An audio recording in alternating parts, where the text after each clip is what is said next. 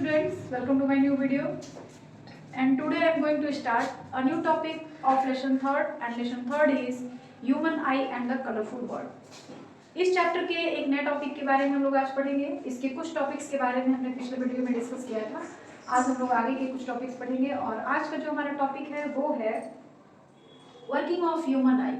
Human आई क्या है? It is sense organ of human body with the help of which we can see any object. Human eye एक sense organ है हमारी body का जिसके help से हम लोग किसी भी ऑब्जेक्ट को देख सकते हैं। ये चीजें तो आपने पढ़ा था, उसके पार्ट्स वो भी हमने पढ़ाया था आपको। और अब हम लोग को पढ़ना है कि जो ह्यूमन आई है वो किस तरह से काम करता है, उसका वर्किंग क्या है।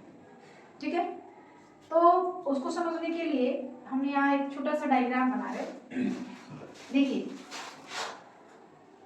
ये जो है कॉर्निया है और यह जो है हमारा आई बॉल जिसको कहते हैं आई बॉल है। ठीक है, कॉर्निया के जस्ट पीछे जो होता है आई लेंस होता है ये, और ये हमारा रेटिना है। This is screen of the eye. Eye lens जो होता है कॉन्वेक्स लेंस होता है and convex lens is converging lens. Convex lens जो होता है कन्वर्जिंग लेंस होता है। सो लाइट को किसी एक पॉइंट पर कन्वर्ज कराता है, जमा कराता है, इकट्ठा कराता है। कॉन्वेक्स लेंस की खासियत क्या होती है? मान लीजिए कॉन्वेक्स लेंस है, यहाँ से जितने भी लाइट्स आएंगे वो सारे लाइट्स को क्या करता है, एक जगह कन्वर्ज करा देता है। ठीक है, तो आई लेंस में भी कॉन्वेक्स लेंस ही होता है। तो जो भी लाइट्स ऑब्जेक्ट से आते हैं, मान लीजिए हमने यहाँ पे एक ऑब्जेक्ट रखा हुआ है, this is A and this is B. A B जो है हमारा ऑब्जेक्ट है। ठीक है, लाइट्स जो है यहां से आती हैं और आई लेंस क्या करता है, इन सारे लाइट्स को कन्वर्ज करा देता है। कहां पे? रेटिना पे। तो देखिए इमेज बना हुआ है, ऑब्जेक्ट इतना बड़ा है बट जो इमेज है काफी छोटा है और ऑब्जेक्ट के उल्टा है, अपोजिट है। तो आई लेंस जो भी इमेज फॉर्म करता है रेटिना पे वो कैसा होता है? Smaller in size, inverted and real. तो ये हमारा जो है आप बी डैश ए डैश कह सकते हो एंड दिस इज इमेज। तो लाइट ऑब्जेक्ट से जा रही है, लेंस पे जा रही है और लेंस क्या कर रहा है, सारी लाइट्स को मोड़ करके इकट्ठा करा रहा है। कहाँ पे? रेटिना पे। और जहाँ पे सारे लाइट्स मिलेंगे वहीं पे जो है इमेज बनेगा। तो वही बातें यहाँ पे लिखी गई हैं। The light rays coming from the object inter into the I. Object से जो भी लाइट आता है आई में क्या करता है, इंटर करता है थ्रू कॉर्निया, कॉर्निया से, and fall on the eye lens. Cornea से ये सारे लाइट्स कहाँ जाते हैं? आई लेंस पर जाते हैं थ्रू द प्यूपिल। यहाँ पे आई लेंस के आगे देखिएगा एक छोटा, हमने कल जो फिगर बनाया था प्यूपिल हुआ करता था, इसी रास्ते लाइट जो होता है अंदर जाता है। Pupil is a hole. The eye lens is a convex lens from a real and inverted and smaller image of the object. जब लाइट कॉर्निया से होता हुआ, प्यूपिल से होता हुआ इस आई लेंस पे पड़ता है तो ये आई लेंस यानी कॉन्वेक्स लेंस क्या करता है, इन सारी लाइट्स को कन्वर्ज कराता है रेटिना पे, और जिसकी वजह से जो ऑब्जेक्ट है उसका smaller, inverted and real image retina पे फॉर्म होता है। अब जो ऑप्टिक नर्व्स होती हैं वो माइंड को मैसेज देती हैं सिग्नल के रूप में, और माइंड जो होता है उस ऑब्जेक्ट को सीधा करके देख लेता है। ठीक है, तो ये है वर्किंग ऑफ ह्यूमन आई। ठीक है, क्लियर है? आगे बढ़ा जाए अब। चलिए अगला टॉपिक है व्यूइंग ऑफ डिफरेंट कलर। किस तरह से जो आई होता है डिफरेंट कलर को देखता है, क्योंकि जो हमारा लाइट होता है that is white colour but it is combination of 7 colours. White light जो होता है कॉम्बिनेशन ऑफ 7 कलर्स होता है। तो किस तरह से जो आई होता है डिफरेंट डिफरेंट कलर को देख पाता है, पहचान पाता है।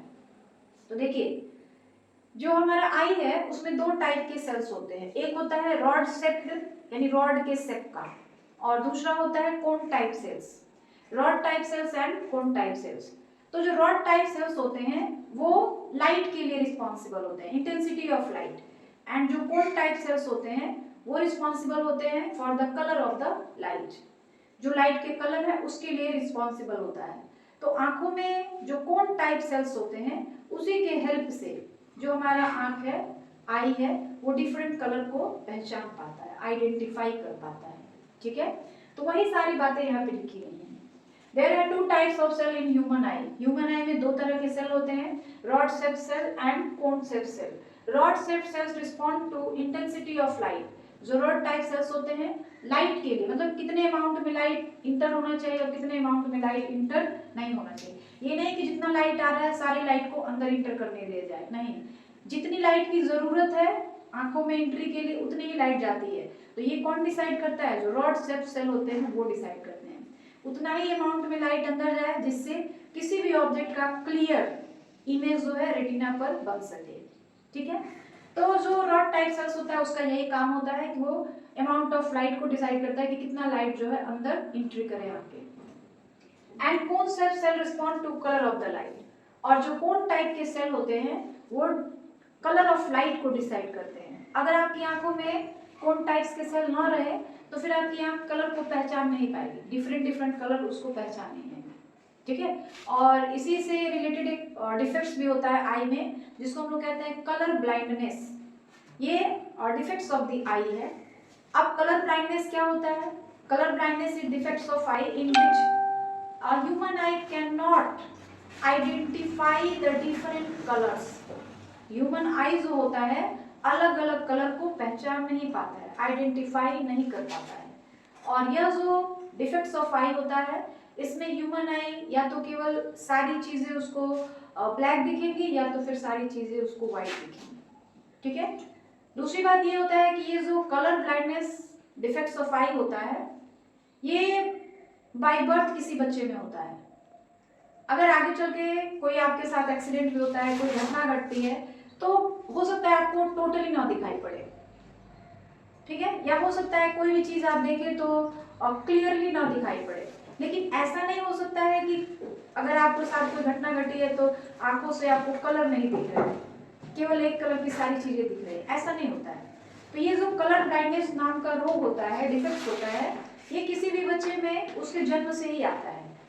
और इसी को हम लोग जो है मतलब ये आपके खानदान में किसी को, मतलब आपके माँ को, पिताजी को या फिर बाबा को, मतलब आपके ग्रैंडफादर को, ग्रैंडमदर को, किसी को हुआ होगा तभी ये बीमारी जो होती है उस बच्चे में आ जाती है। वरना अगर आपके परिवार में किसी को ये बीमारी नहीं हुई है तो आपको ये बीमारी कभी हो नहीं सकती है। ठीक है, दूसरी चीज, कलर ब्लाइंडनेस अगर किसी को बीमारी हो जाती है तो उसका कोई इलाज नहीं है। ठीक है, और ये चीज है कि भाई कलर ब्लाइंडनेस होता भी नहीं है, होता भी है तो इसका कोई इलाज नहीं होता है। ठीक है, तो कलर ब्लाइंडनेस क्या है? Defects of the eye, eye का एक डिफेक्ट्स है। ठीक है, next, power of accommodation of human eye. Eye के लिए जो नियर पॉइंट है for clear vision that is 25 centimetre and जो फार पॉइंट है for the clear vision that is infinity. मतलब 25 सेंटीमीटर से इंफिनिटी तक की सारी चीजों को जो ह्यूमन आई होता है क्लियरली देख सकता है। ठीक है, अब कोई ऑब्जेक्ट चाहे जितना भी दूर रखा हो हमारी आई से या फिर जितना भी नजदीक रखा हो, उसका जो इमेज है वो हर हाल में रेटिना पर ही बनना चाहिए। अगर रेटिना के पहले बन जाता है तब भी चीजें क्लियर नहीं दिखती हैं, अगर रेटिना के बाद में बनता है तभी चीजें क्लियर नहीं दिखती हैं। तो क्लियरली देखने के लिए किसी भी ऑब्जेक्ट को उसका इमेज कहाँ बनना चाहिए? रेटिना पर। तो आंखों के अंदर ये एक प्रॉपर्टी होती है, हमारे जो ह्यूमन आई है या हमारी जो आंखें हैं उसके अंदर ये प्रॉपर्टी होती है कि वो चाहे ऑब्जेक्ट जितना भी दूर हो, चाहे ऑब्जेक्ट जितना भी पास हो, उसका वो इमेज जो है रेटिना पर बनाता है bye adjusting the focal length of eye lens with the help of ciliary muscles. मतलब ये आंखों के अंदर ये क्षमता होती है, कैपेसिटी होती है कि वो जो आई लेंस होता है उसकी फोकल लेंथ को इंक्रीज भी कर सकता है या फिर डिक्रीज भी कर सकता है, जरूरत के हिसाब से इंक्रीज या डिक्रीज कर सकता है। तो ये आई के अंदर एक ऐसी प्रॉपर्टी है, ऐसी कैपेसिटी है इसी क्षमता को, इसी कैपेसिटी को हम लोग एक्यूमुलेशन पावर ऑफ ह्यूमन आई कहते हैं। अब सपोज करिए, मान लीजिए कोई लेंस है जिसको आप लैब में देखते हो, चाहे वो कॉन्वेक्स लेंस हो चाहे वो कॉन्केव लेंस हो, कांच का बना होता है, उसका फोकल लेंथ फिक्स होता है 10 सेंटीमीटर या 20 सेंटीमीटर या 25 सेंटीमीटर। जो ह्यूमन आई है उसका फोकल लेंथ फिक्स नहीं है, समय के हिसाब से इंक्रीज और डिक्रीज किया जा सकता है with the help of ciliary muscles. तो ये ह्यूमन आई के अंदर एक प्रॉपर्टी होती है, एक कैपेसिटी होती है, और इसी कैपेसिटी को हम लोग क्या कहते हैं, accumulation power of human eye. ठीक है, लिखा गया है it is ability of eye to observe distinctly the object situated at widely different distance from the eye by change in focal length of the eye lens by action of ciliary muscles. This power of eye is called power of accommodation of human eye. मतलब ये कोई भी object चाहे जितना भी दूर हो चाहे जितना भी नजदीक हो, ह्यूमन आई के पास ये पावर होता है कि वो उसका इमेज जो है रेटिना पर बना सकता है by adjusting the focal length of eye lens with the help of ciliary muscles. मतलब focal length of eye lens किसके हेल्प से चेंज होता है, with the help of ciliary muscles. और इसी पावर ऑफ ह्यूमन आई को हम लोग क्या कहते हैं, accumulation power of human eye. Clear है? Now the next topic is defects of vision. कोई भी चीज जब ह्यूमन आई क्लियरली नहीं देख पाता है तो इसी को हम लोग कहते हैं डिफेक्ट्स ऑफ ह्यूमन आई, इसी फेनोमेनन को हम लोग कहते हैं defects of human I. It is the if the eye cannot see any object clearly then this phenomenon is called defects of eye. कोई भी ऑब्जेक्ट अगर आपको साफ साफ नहीं दिख रहा है मतलब आपकी आंखों में कुछ प्रॉब्लम है, और इसी को हम लोग डिफेक्ट्स ऑफ ह्यूमन आई बोलते हैं। ठीक है, डिफेक्ट्स ऑफ ह्यूमन आईज होते हैं मेनली 3 तरह के। There are 3 types of defects of human eye. First myopia और शॉर्ट साइटनेस, सेकंड हाइपरमेट्रोपिया और लॉन्ग साइटनेस, थर्ड प्रेसबायोपिया और ओल्ड साइटनेस।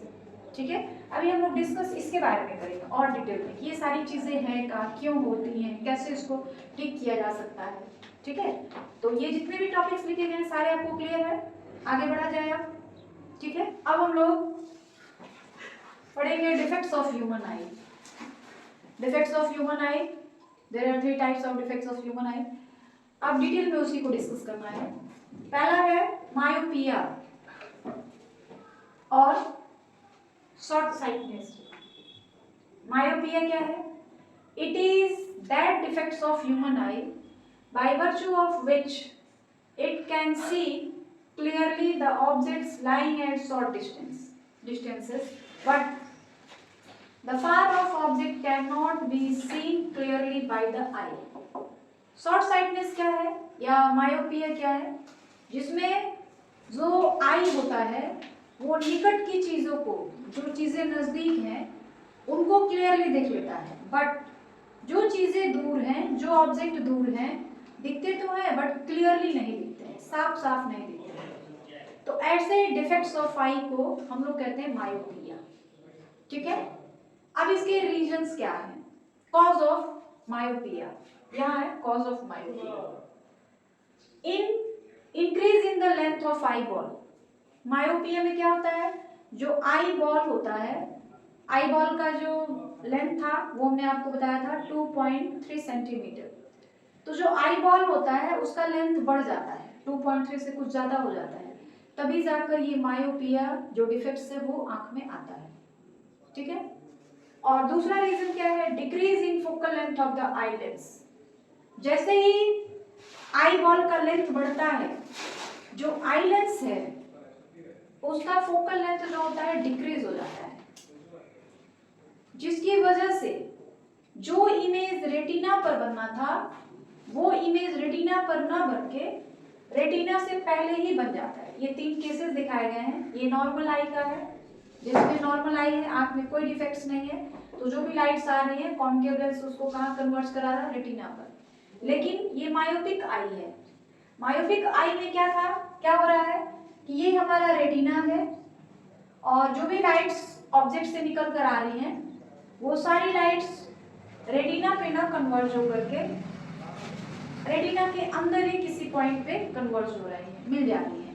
तो जो ऑब्जेक्ट है यहाँ पर दिखने लगता है, नजदीक की चीजें साफ साफ दिखती हैं लेकिन दूर की चीजें जो है वो साफ साफ नहीं दिखती। तो ऐसे डिफेक्ट्स को हम लोग बोलते हैं मायोपिया। ठीक है, अब यहाँ पे उसके करेक्टनेस को दिखाया गया है कि किस तरह से जो मायोपिया होता है उसको हम लोग करेक्ट कर सकते हैं, ठीक कर सकते हैं।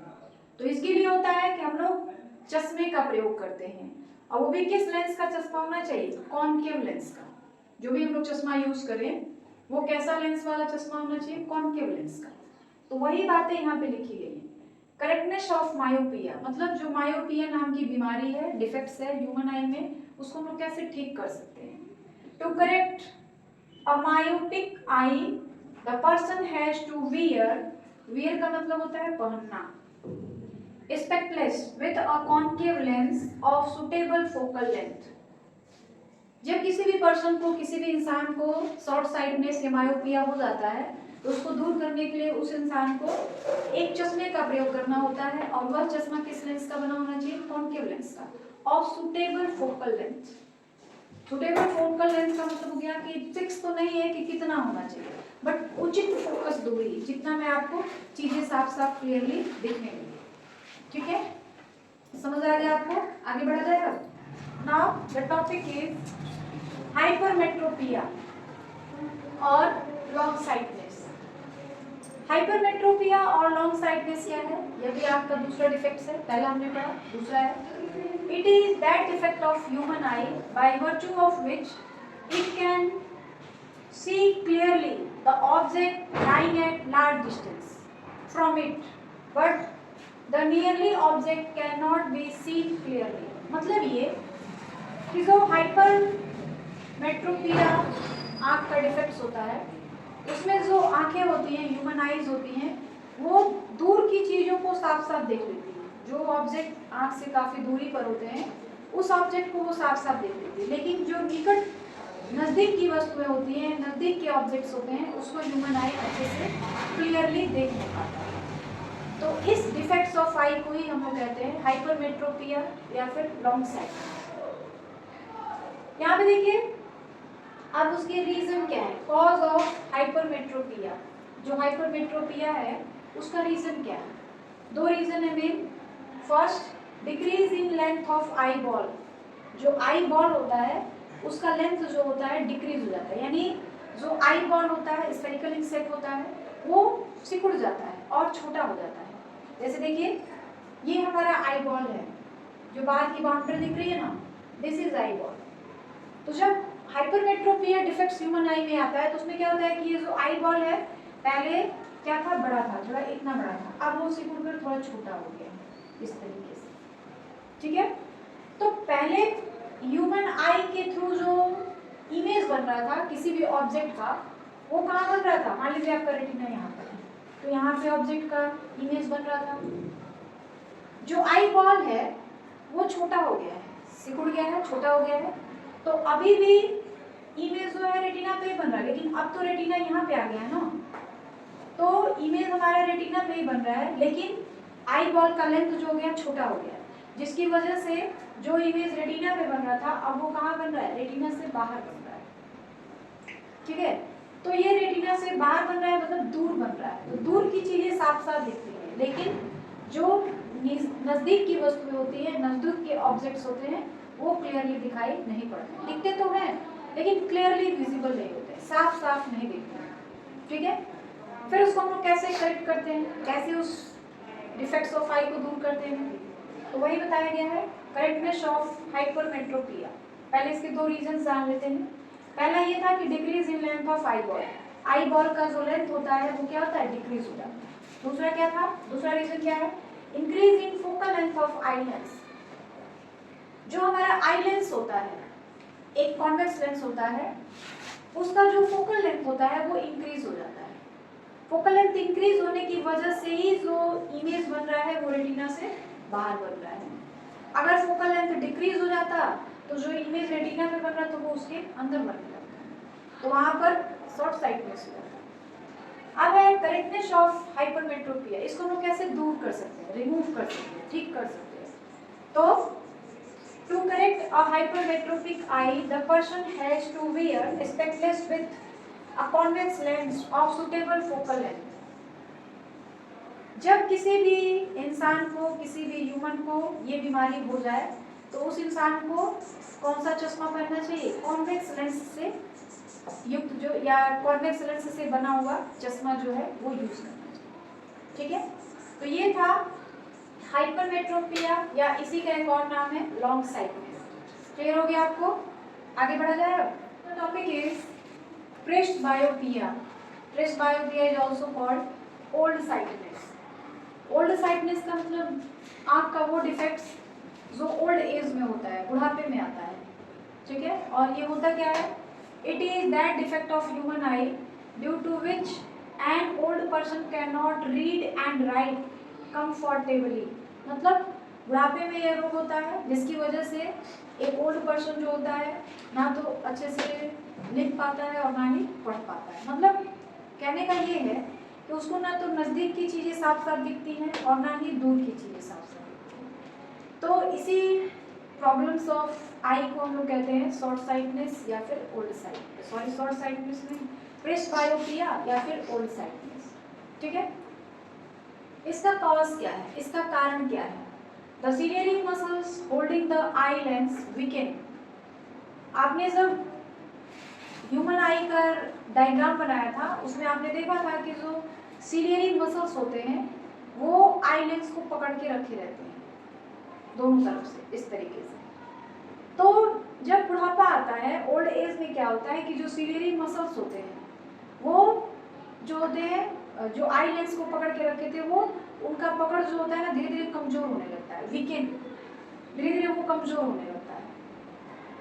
And the eye lens loses it's flexibility. जो आई लेंस होता है वो अपनी फ्लेक्सिबिलिटी को कम करने लगता है। उसकी फ्लेक्सिबिलिटी जो होती है, काम करने की जो क्षमता होती है, वो धीरे धीरे क्या होने लगती है? कम होने लगती है। इस वजह से ना तो नज़दीक की चीज़ें साफ साफ दिखती हैं और ना ही दूर की चीज़ें साफ साफ दिखती हैं। ठीक है, तो ये रीज़न था।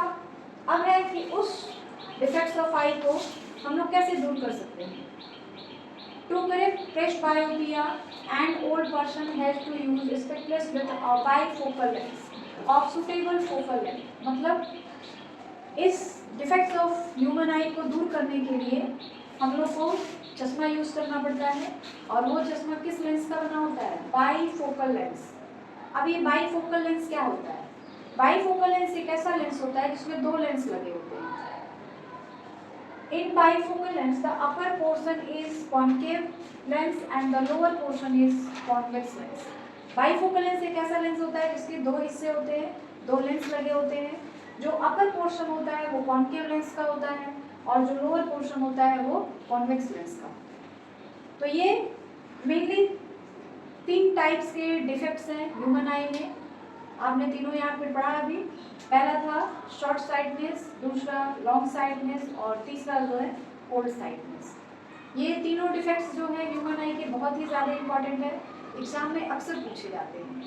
तो आपको जिस तरह से आपने अभी डायग्राम देखा शॉर्ट साइटनेस में, लॉन्ग साइटनेस में, ये डायग्राम भी पूछा जाता है, इसलिए डायग्राम भी आपको आना चाहिए ड्रॉ करने। ठीक है, तो ये चीज़ें क्लियर हो गई आपको। अब आगे बढ़ा जाए। Now the topic is refraction of light through a prism. Refraction आपने पढ़ा है, the phenomenon of bending of light when it passes through one medium to another. जब लाइट एक मीडियम से दूसरे मीडियम में जाती है तो इसका जो डायरेक्शन होता है, स्पीड होता है, वो चेंज हो जाता है। This is called refraction of light. ये तो आपने पढ़ा है। उसके बाद अब आ गया prism. What is prism? A triangular glass prism. देखिए जो प्रिज्म होता है ना ट्रायंगल के आकार का होता है, लेकिन इसमें क्या होता है? A triangular glass prism has 2 triangular bases. 2 triangular base होते हैं एंड 3 रेक्टेंगुलर सरफेस। ग्लास से तो बना होता है लेकिन उसमें 2 ट्रायंगुलर सरफेसेस होते हैं और 3 जो होते हैं रेक्टेंगुलर सरफेसेस होते हैं। अब ये जितने भी सरफेसेस होते हैं सारे के सारे मेड ऑफ ग्लास, सारे ग्लास के बने होते हैं। फिर इन सारे सरफेसेस को जोड़ करके ग्लास प्रिज्म बनाया जाता है। ठीक है, These surfaces are inclined to each other at a angle. This angle is called angle of prism। ये जितने भी सरफेसेस होते हैं 2 triangular surfaces and 3 rectangular surfaces. ये सारे सब एक दूसरे से ऐड होते हैं, जोड़े जाते हैं, तो सारे एक फिक्स एंगल पर जुड़े होते हैं, एक फिक्स एंगल बनाते हैं, सब आपस में जब जुड़ते हैं तो उस एंगल को कहा जाता है angle of prism. And angle of prism is denoted by A. This A is called angle of prism. ठीक है, तो ये प्रिज्म है और प्रिज्म से जो लाइट का रिफ्रैक्शन होता है उसका यहाँ पे रे डायग्राम शो किया गया है कि जब इंसिडेंट रे किसी प्रिज्म से होकर जाती है तो वो बेस की तरफ, ये ट्रायंगल प्रिज्म का बेस है, ठीक है, this is base of the prism. तो जब लाइट इसमें से बाहर निकलती है, प्रिज्म से बाहर निकलती है, तो वो क्या होती है, बेस बीसी की तरफ बेंड हो जाती है। देखिए ये लाइट ऐसे गई, this is called incident ray, this is called refracted रे and this is called emergent रे। तो इमर्जेंट रे जो होता है ना, बेस की तरफ बेंड हो जाता है, मुड़ जाता है, इसी को हम लोग रिफ्रैक्शन ऑफ लाइट बोलते हैं। लाइट का मुड़ना ही रिफ्रैक्शन बोला जाता है। ठीक है, तो देखिए इंसिडेंट रे यहाँ, फिर ये रिफ्रैक्टेड रे हो गया एंड ये जो हुआ प्रिज्म के बेस की तरफ मुड़ गया है, बेंड हो गया है, this is called refraction of light through a glass prism. किस तरह से होता है सारा हमने रे डायग्राम में शो किया हुआ है और कौन कौन से रेस के क्या क्या नाम है वो यहाँ पे लिखा गया है। पीई, देखिए दिस इज पीई, पीई इसी को हम लोग कहते हैं इंसिडेंट रे। फिर ईएफ, दिस इज ईएफ, इसको हम लोग कहते हैं रिफ्रैक्टेड रे। And FS, this is FS, it is called emergent रे। ठीक है, angle A, this is called angle of prism.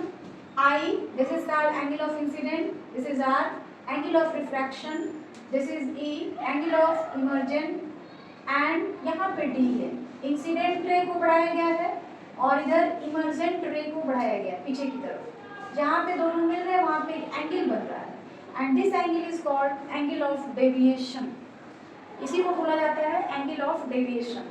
और एंगल ऑफ डेविएशन कहाँ बनता है, इंसिडेंट रे और इमर्जेंट रे के बीच में बनता है angle of deviation. Angle of deviation को हम लोग आई से डी से दिखाते हैं। एंड किसी भी प्रिज्म में angle A, angle of prism, angle D, angle of deviation, इन दोनों का जो सम होता है वो किसके बराबर होता है, angle I plus angle E, यानी angle of incident plus angle of emergent, इन दोनों का सम जो होता है एक दूसरे के इक्वल होता है। ठीक है, and next topic is dispersion of white light by a glass prism. Dispersion of white light by a glass prism ये क्या है? When a white light passes through a prism, it is splitted into 7 different colors.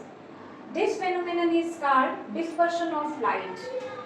7 different color यहाँ पे when a white light passes through a prism is नहीं रहेगा. It is splitted into 7 different color. This phenomenon is called dispersion of light.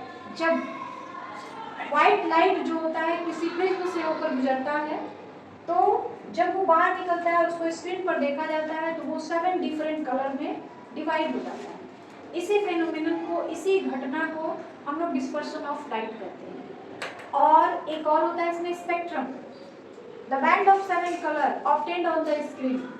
ये screen है हमारा, इस पर हमने 7 कलर का बैंड पाया हुआ है। जब लाइट इंसिडेंट रे से जा रही है, प्रिज्म से जब बाहर निकलती है तो वो 7 डिफरेंट कलर में डिवाइड हो जाती है, स्प्लिट हो जाती है, टूट जाती है और हमको स्क्रीन पे 7 डिफरेंट कलर का एक बैंड मिल जाता है, पट्टी मिल जाती है, जिसे हम लोग स्पेक्ट्रम बोलते हैं। स्पेक्ट्रम में सबसे नीचे जो होता है वायलेट कलर होता है एंड सबसे ऊपर जो होता है रेड कलर होता है। स्पेक्ट्रम 2 टाइप्स के होते हैं, एक होता है विजिबल और एक होता है इनविजिबल। एक विजिबल जो हमको दिखाई पड़ता है, इनविजिबल जो हमको दिखता नहीं। क्लियर है? तो ये दोनों टॉपिक्स आपको क्लियर हो गए अच्छे से, कोई दिक्कत नहीं है। तो आज के वीडियो में बस इतना ही और वीडियो के लास्ट में मैं जैसा हमेशा कहती हूँ, वीडियो को लाइक करें, शेयर करें और वीडियो के अंदर जो भी कमियां हो उसे कमेंट के थ्रू जरूर बताएं। चैनल को सब्सक्राइब कर लें ताकि जो भी वीडियो यहाँ से अपलोड किए जाए उसका नोटिफिकेशन आपको समय से मिल जाए।